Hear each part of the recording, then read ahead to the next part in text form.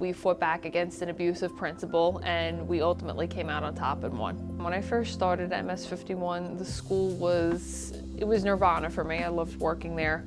And when our beloved principal retired, a new principal came in, and he had a very abusive mentality against the teachers. When I saw the actions from the principal became more malicious, I said, never again, we're not doing this. I'm not gonna stand back and watch my colleagues be abused by this man anymore. Our chapter tried to work with him initially, and he rebuffed every attempt at forming a healthy working relationship within the building, and he took petty action against a lot of my coworkers.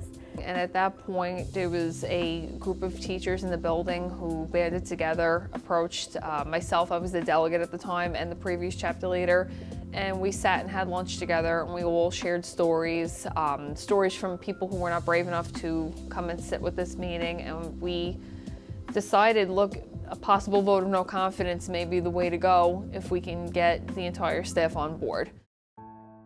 That very first meeting was terrifying. I listened very carefully to what a lot of my colleagues had to say, and I was like, this is really brave. We had hundreds of pages of documents. We had emails, consultation summaries, copies of incidents that were reported. We managed to rally everyone and to get all our letters stating the reasoning for why we thought we needed a vote of no confidence, and the UFT came down, backed us up, and we had a very successful vote. We also immediately filed a union animus grievance, which happened to be the largest in the history of the United Federation of Teachers, so we were very proud of that.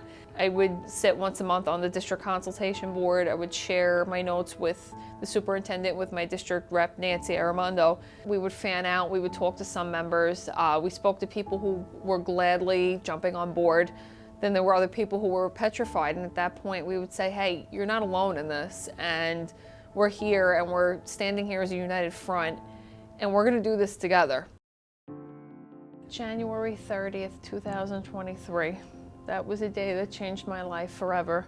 That office was vacant, and I knew in that moment that we won. If you're not put in a position where things are not working well for the group as a whole, I don't think you really realize how much power you have as a group until everyone is really pushed to their limit. The union has provided me with the tools as a chapter leader to fight back. You are the union, you are what makes the union, and when you again have a rare situation like we did, you will enable each other to fight back and make a difference, and it will work.